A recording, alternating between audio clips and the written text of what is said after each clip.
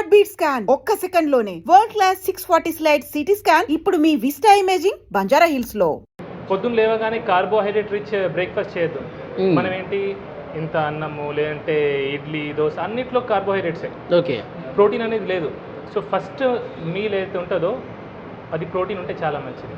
Okay, quality fat, quality protein ఉంటే ఆరోగ్యానికి చాలా మంచిది. పొట్టలు రావు. సరే ఏం తినాలి సార్? మరి ఏం తినాలి? అందరూ ఇడ్లీలు పూరీలు తింటారు కదా.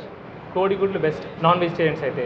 వెజిటేరియన్స్ అయితే ఎటువంటి కార్బోహైడ్రేట్ లేనివి స్ప్రౌట్స్ అయినా పర్లేదు, వెజిటబుల్ సాలెడ్స్ అయినా పర్లేదు, డ్రై ఫ్రూట్స్ అయినా పర్లేదు. అవి నానబెట్టింది రాత్రి ఇప్పుడు నానబెట్టింది పొద్దున తినడం, అది ఫస్ట్ మీల్ తీసుకుంటే మంచిది. అండ్ 2 మీల్స్ సరిపోతాయి సార్. మనం అనవసరంగా 3, 4, 5 సార్లు తింటున్నాం. ఓకే, అంత తినాల్సిన అవసరం లేదు. 2 మీల్స్ చాలు. 2 మీల్స్ చాలు. అండ్ ఐడ్రీమ్ ద్వారా నేను ఒకటి ఇంపార్టెంట్ విషయం తెలియజేస్తాను అందరికీ. ఏంటంటే మన పిల్లలకి స్కూళ్ళలో లంచ్కి ముందు ఒక స్నాక్, లంచ్ తర్వాత ఒక స్నాక్ ఇవ్వడం జరుగుతుంది. అది చాలా చాలా డేంజరస్. అంత తిండి అవసరం లేదు. అవి కూడా ఏంటి కార్బోహైడ్రేట్ ఇచ్చే. కొందరు మ్యాగీ పంపిస్తున్నారు, కొందరు టిఫిన్లు బయట కొన్ని టిఫిన్లు పంపిస్తున్నారు. అవి మంచిది కాదు. So 2 meals enough. ఓకే, మధ్యాహ్నం లంచ్ చేయొచ్చు అంటారా? 10 బ్రంచ్ చేస్తే బెస్ట్ సార్. 10-11కి ఒకటి తినేసి 6-7కి ఇంకోసారి తినేసి సరిపోతుంది. సూర్యుడు ముగిసే ముందే తినేస్తే బెస్ట్. ఓకే, అంటే రైస్ తినొద్దు అంటారా? తక్కువ తినాలా. రైస్ తినండి తక్కువ. మనం సౌత్ ఇండియన్స్ తెలుగు రాష్ట్రాల వాళ్ళు అన్నం తినకుండా ఉండలేము. కొద్దిగా అన్నం తినాలా. దాంట్లో ప్రోటీన్ ఉండాలా. ప్రోటీన్ అంటే నాన్ వెజిటేరియన్స్ అయితే మటన్, చికెన్, ఫిష్, ఎగ్ లాంటిది. కొంచెం ఫైబర్ కలుపుకోవచ్చు, కొన్ని సాలెడ్స్ కలుపుకోవచ్చు. వెజిటేరియన్స్ కూడా వాళ్ళు కూరగాయలు ఎక్కువ తినాలా, పప్పు తినాలా, పెరుగు తింటే చాలా మంచిది. అందరూ పర్టికులర్లీ వెజిటేరియన్స్ పెరుగు ఖచ్చితంగా తినాలా. Okay, very very very important sir. ఇది అందరు మిస్ అవుతారు. ఎందుకంటే పాలు, పెరుగులోనే మన వెజిటేరియన్స్కి దొరికే vitamin B12. Okay, otherwise sufficient vitamin B12 అందరూ అఫోర్డ్ చేయలేరు. కొన్ని సీడ్స్ అంటారు, ఫ్రూట్స్ డ్రై సీడ్స్ అంటారు, కానీ అవి అందరు తినలేరు. పెరుగు సింపుల్ అండ్ ఈజీగా దొరుకుతుంది. సామాన్య ప్రజలు కూడా అది కొనుక్కోవచ్చు. అవును. బట్ ఓవరాల్గా నేను ఒకటి ఏం చెప్తాను సార్, వెజిటేరియన్స్ మాత్రం వైటమిన్ B12 సప్లిమెంట్ తీసుకుంటేనే మంచిది. ఒక గోళీ బెటర్ వెజిటేరియన్స్. నాన్ వెజిటేరియన్ తప్పకుండా చికెన్, మటన్లు తినాలి బాగా. తింటే తప్పేం లేదు సార్. ఇప్పుడు మనం తిన్నాం కదా. అంటే నాన్ వెజిటేరియన్తోనే ఎక్కువగా కొలెస్ట్రాల్ వచ్చేస్తుంది, అనారోగ్యం పాలు నాన్ వెజిటేరియన్ ఎక్కువ ఉంది అని చెప్పి ఒక ప్రచారం ఉంది కదా సార్. కొలెస్ట్రాల్ అనేది మన డైటరీ, మనమైతే కొలెస్ట్రాల్ తింటామో దాంతో రక్తంలో పెద్దగా కొలెస్ట్రాల్ పెరగదు. యాక్చువల్లీ జెనెటిక్ డిఫార్మిటీ ఉంటే అది కొందరికి ఒకరికి ఉంటుంది, కానీ మ్యాక్సిమం జనాలకి తినే కొలెస్ట్రాల్తో బ్లడ్లో కొలెస్ట్రాల్ పెరగదు. ఓకే, ఓన్లీ 10%, 15% పెరుగుతుంది. సో కొలెస్ట్రాల్ దేంతో పెరుగుతుంది? మనం లివర్ తయారు చేసేది కొలెస్ట్రాల్. ఓకే, ఎప్పుడైతే బాడీకి అవసరం పడుతుందో. ఇప్పుడు ప్రతి హార్మోన్కి కొలెస్ట్రాల్ అవసరం. ఒక్కొక్క సెల్ మెంబ్రేన్ ఉంటుంది, అది తయారు కావడానికి కొలెస్ట్రాల్ అవసరం. ఓకే, సో అందుకే కొలెస్ట్రాల్ అనేది చాలా ముఖ్యం. కొలెస్ట్రాల్ మన కొలెస్ట్రాల్ రాదు అంటారు సార్. కొలెస్ట్రాల్ తింటే కొలెస్ట్రాల్ రాదు. ఇంకా సాచురేటెడ్ ఫ్యాట్తో కొన్ని కొలెస్ట్రాల్ వస్తుందని చెప్తారు. LDL కొలెస్ట్రాల్ పెరుగుతుంది అంటారు, కానీ LDL కొలెస్ట్రాల్ కూడా 2 రకాలు, లార్జ్ బాయింట్, స్మాల్ డెన్స్ అని. ఫ్యాట్ తింటే పెరిగేది మ్యాక్సిమంగా లార్జ్ బాయింట్ ఎక్కువ పెరుగుతుంది. స్మాల్ డెన్స్ పెరిగేది అది కార్బోహైడ్రేట్స్ ఎక్కువ తీసుకుంటే, షుగర్ ఎక్కువ తీసుకుంటే, చక్కెర, అప్పుడు స్మాల్ డెన్స్ పెరుగుతుంది. అందుకే చక్కెర ఎక్కువ వాడితే హార్ట్ అటాక్ వచ్చే. ఓకే, చాలా మందిలో ఒక డౌట్ ఉంది సార్. మీరు గత వీడియోలో కూడా చెప్పారు, నెయ్యి తినటం మంచిదా కాదా? పెద్ద డాక్టర్లు కూడా నెయ్యి అసలు తినకండి, చాలా లిటిల్ బిట్గా తీసుకోండి ఒకవేళ తీసుకునేదంటే అని చెప్తాను. సరే, ఇన్ మోడరేషన్ నెయ్యి చాలా మంచిది. ఎసెన్షియల్ ఫ్యాటీ యాసిడ్స్ ఉంటాయి, అవి నెయ్యిలో ఉంటాయి. చాలా చాలా మంచిది. ఒక్కటి ఆలోచించండి సార్, నెయ్యికి మనం భయపడుతున్నాం, బియర్కి భయపడట్లేదు, ఆల్కహాల్కి భయపడట్లేదు, స్మోకింగ్కి భయపడట్లేదు. చిన్న పిల్లల చేతిలో మనం చాక్లెట్లు ఇస్తున్నాం, బిస్కెట్లు ఇస్తున్నాం, ఐస్ క్రీమ్ ఇస్తున్నాం, కూల్ డ్రింక్స్ ఇస్తున్నాం, వాటికి భయపడట్లేదు. కానీ నెయ్యి వచ్చేసరికి భయపడుతున్నాం. మన తాతలు ముత్తాతలు తినలేదు సార్? తిన్నారు కదా, మంచిగా ఉన్నారు కదా. ఇన్ మోడరేషన్, లీటర్ తాగొద్దంట నేను, అంతే. తినే ఫుడ్లో దాంతో కొద్దిగా కలుపుకోండి. వైట్ రైస్ కొద్దిగా తీసుకొని అందులో కొంచెం నెయ్యి వేస్తే సార్ షుగర్ స్పైక్ రాదు, ర్యాపిడ్గా షుగర్ స్పైక్ రాదు. మనకు వచ్చే రోగాలన్నిటికీ మెయిన్ కారణం sudden glucose spike, sugar spike. ఎప్పుడైతే గ్లూకోజ్ స్పైక్ వస్తుందో అప్పుడు ఇన్సులిన్ రిలీజ్ అవుతుంది. కన్సిస్టెంట్గా ఇన్సులిన్ ఎప్పుడైతే హై లెవెల్ ఉంటుందో అప్పుడు ఇన్సులిన్ రెసిస్టెన్స్ వస్తుంది. ఇన్సులిన్ రెసిస్టెన్స్ వల్లనే BP, sugar, heart, brain stroke, ప్రతి రోగం ఈ పొట్ట రావడానికి మెయిన్ కారణం కూడా అదే. సో నెయ్యికి ఏమొచ్చు, నెయ్యి భయపడేదేమో. అందరు డాక్టర్లు అన్నారు, కొందరు డాక్టర్ కొన్ని కేసెస్లో మేబీ హార్ట్ స్ట్రోక్ కొన్ని రకాలు ఉంటాయి, లైపోప్రోటీన్ ఎక్కువ ఉండడం, లైపోప్రోటీన్ బి అట్లాంటి వాటిలో వాళ్ళు చెప్పొచ్చు, జాగ్రత్తగా చెప్తారు. ఓకే, కానీ అందరు డాక్టర్లు కూడా ఫ్యాట్ కంప్లీట్లీ అవాయిడ్ చేయమని చెప్పారు సార్. సార్ ఫైనల్గా ఇప్పుడు మీరు మొన్న బాధపడుతూ కన్నీళ్ళు పెట్టుకుంటూ ఒక వీడియో అది బయటికి రావడం వల్ల వైరల్ అయింది, కానీ అంతకంటే ముందు కూడా మీరు కెమెరా లేనప్పుడు కూడా చాలా సందర్భాల్లో బాధపడి ఉంటారు.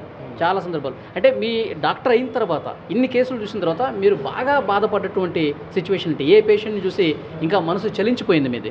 సార్ చిన్న వయసు 20-25 సంవత్సరాల వయసులో బీపీలు షుగర్లు వస్తారు. బీపీ షుగర్ ఎంత బాధ సార్ అది. ఇప్పుడు జీవితాంతం ఒక బీపీ గోల్ వేసుకోవాలా, షుగర్ గోల్ వేసుకోవాలంటే ఎంత బాధ ఉంటుంది సార్ ఆ మనిషికి, వ్యక్తికి. ఎంత టెన్షన్ పడుతుంది సార్. చిన్న వయసు వాళ్ళు బాగా టెన్షన్ పడతారు. ఒకటి చిన్న 20-30 ఇయర్స్ ఒక మనిషి బాగా కష్టపడతాడు. 30 ఇయర్స్ ఒక ఏదో జాబ్ అని కష్టపడతాడు, ఏదో తింటాడు, ఏదో చేస్తాడు. 30 ఇయర్స్కి పెళ్ళయి ఇద్దరు చిన్న పిల్లలు ఉంటారు, పక్షవాతం, గుండెపోటు. ఎట్లుంటుంది సార్ ఆ ఫ్యామిలీ, ఎంత డివాస్టేట్ అయిపోతుంది సార్. అవునవును, వాడు పని చేస్తే కానీ ఇల్లు నడపలేని పరిస్థితిలో ఇమాజిన్ ఎట్లుంటుంది ఆ పరిస్థితి. జీవితం ఒక్కసారి తలకిందులు అయిపోవడం కదా. ఇమాజిన్ సార్ అసలు అది. నేను ఇంతమందిని చూసాను, ఆ బాధ అదంటే ఇప్పటికీ బాధ అవుతుంది సార్. సో దీన్ని మీ కళ్ళల్లో కనిపిస్తుంది ఆ బాధ అంతా కూడా. ఓకే, ఇంకొకటి ఈ పేషెంట్స్ చాలామంది వస్తున్నారు, నేను కూడా మాట్లాడే ప్రయత్నం చేశాను. వాళ్ళు ఆ వీడియోలో చూసి సార్ మాకు దేవుడితో సమానం అని చెప్పి మాట్లాడుతూ ఉన్నారు. మీకు కలిసినప్పుడు కూడా అదే విషయం చెప్తూ ఉంటారా? చెప్తారు, పాటలు కూడా రాస్తారు, పాటలు కూడా పాడతారు. కానీ నేను దేవుని కాదు సార్. అసలు నేను దేవుని ఎట్లయితే జస్ట్ చాలా దూరం నుంచి వచ్చాను సార్, సుదూర ప్రాంతం నుంచి మీ దగ్గరికి మిమ్మల్ని కలవటానికే వచ్చానని చెప్పి చెప్తున్నారు కదా, అట్లా అన్నప్పుడు మీకు ఏమనిపిస్తుంది? బాధ అవుతుంది. నా వల్ల ఒకరు బాధపడుతున్నారు, నన్ను కలవడానికి ఇంత దూరం నుంచి వచ్చి ఇబ్బంది పడుతున్నారు అనేది నాకు ఒక బాధ. అట్లా అట్లా చాలా బాధ అనిపిస్తుంది. చాలా ఇంతమంది చూస్తే నాకు చాలా బాధ అవుతుంది. ఉండదు సార్, అసలు ఎందుకు రావాలి సార్ అని. ఇంకా బాధ కాదు, కోపం కూడా వస్తుంది అప్పుడప్పుడు. నేను చెప్తూనే ఉంటా. చాలామంది అంటారు, సార్ ఇట్లా మీరు ఏడ్చి చూసి నేను బాగా ఫీల్ అయిపోయి నేను మిమ్మల్ని ఫాలో అవుతున్నా, మీ అన్ని వీడియోస్ చూస్తా. ఒకటే అడుగుతా, నన్ను ఏ నూనె వాడుతున్నావు అంట. నవ్వుతారు, సార్ రిఫైండ్ ఆయిల్ అంటారు, ప్యాకెట్ నూనె అంటారు. మళ్ళీ అది బాధ నాకు. చక్కెర వాడడం మానేసావా, ప్రతి మీల్లో కొంచెం ప్రోటీన్ తీసుకుంటున్నావా.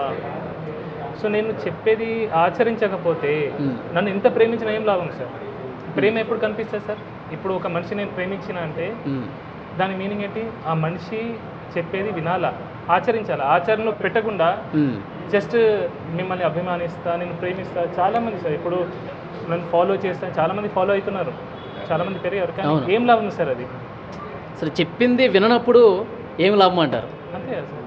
ఓకే, ఎందుకంటే ఇది నన్ను ఫాలోవర్స్ పెరుగుతారనే ఉద్దేశంతో నేను చెప్పిన మాటలు కాదు. నేను గత 5-6 సంవత్సరాల నుంచి మొత్తుకుంటూనే ఉన్నా. నేను నా ప్రీవియస్ వీడియోస్ అన్ని చూస్తే చెప్పి నేను అలసిపోయి బాధ అనుకుంటూ వచ్చింది మీకు. చాలా మందిలో ఒక డౌట్ ఉంది సార్, విక్రాంత్ సింగ్ ఠాకూర్ ఆయన ఏంటి నార్త్ ఇండియనా అని ఒక డౌట్ వస్తుంది చాలామందికి. చాలామంది కామెంట్లు కూడా పెడతా ఉన్నారు, ఏమంటారు?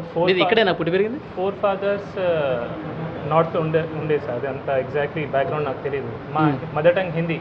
ఓకే, కానీ నాకు తెలుగు అంటే ప్రేమ. బా సూపర్. సో అంటే తెలుగు వాళ్ళు ఇబ్బంది పడుతుంటే అసలు చూడలేకపోతున్నారు మీరు. అండ్ కష్టపడి తెలుగు నేర్చుకున్నాను సార్. అంటే నేను మాట్లాడే తీరు కూడా వీలైనంత వరకు నేను తెలుగులోనే మాట్లాడతా. నాకు హిందీ ఇంకా పర్ఫెక్ట్గా వస్తుంది. ఇంగ్లీష్ చాలా బాగా వచ్చు. చాలా మంది అడుగుతారు, సార్ తెలుగులో ఇంగ్లీష్లో వీడియోస్ పెట్టండి, హిందీలో మాట్లాడండి. కానీ ఐ లవ్ తెలుగు. సో ఆ తెలుగు మీద ప్రేమ వల్ల నేను తెలుగులో. మీరు ఎక్కడ పుట్టి పెరిగింది ఎక్కడ సార్? పుట్టింది Karimnagar civil hospital sir. Okay, కానీ స్టార్టింగ్ ఇయర్స్లో నేను నార్త్ ఇండియాలో ఉండే సార్. ఓకే, 5th క్లాస్ వరకు నార్త్లో ఉన్నాను. 5th 6th క్లాస్లో మళ్ళీ కరీంనగర్ రావడం జరిగింది. సో వచ్చిన తర్వాత ఇక్కడే చదువులన్నీ అలా జరిగింది. ఓకే, సో ఫైనల్గా టైమ్ న్యూరో కేర్ హాస్పిటల్, చాలామంది ఈ టైం అనే పేరుని ఎడ్యుకేషన్ ఇన్స్టిట్యూషన్స్కి ఎక్కువగా పెడుతూ ఉంటారు. టైం న్యూస్ మీడియా కావచ్చు, ఎడ్యుకేషన్ సంస్థలకి టైం అని పెడుతూ ఉంటారు. మీరు స్పెసిఫిక్గా టైం అని పెట్టడానికి ఏదైనా రీజన్ ఉందా మీ హాస్పిటల్కి? చేయడం కోసమే సార్, ప్రజల్ని ఎడ్యుకేట్ చేయడం కోసమే.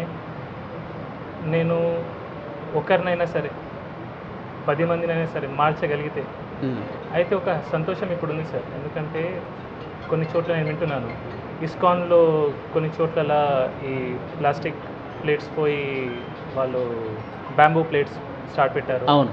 కొన్ని ఊర్లలో కూడా స్టీల్ ప్లేట్ బ్యాంక్ స్టార్ట్ చేశారు. సో ఇట్లాంటివి జరగాలి సార్. ఓకే, ఇవన్నీ మీరు గత వీడియోలోనే చెప్పున్నారు కదా? ఇవన్నీ గత వీడియోలో అంటే వింటున్నాను సార్. ఇప్పుడు ఈ మధ్యలో ఆఫ్టర్ ఒక క్యాన్సర్ ప్లేట్ గురించి చెప్పిన తర్వాత ఈ మార్పు అనేది వస్తుంది. ఓకే. సో పీపుల్ ఎడ్యుకేట్ అవుతున్నారు, కొద్దిగా అయినా స్టార్ట్ అయింది. సో ఇది జరగాలని ఉద్దేశంతోనే ఒక టైం అని ఎడ్యుకేట్ చేయాలని దాంతో పెట్టండి. Okay. So thank you very much sir. మిమ్మల్ని కలవడం నాకు కూడా చాలా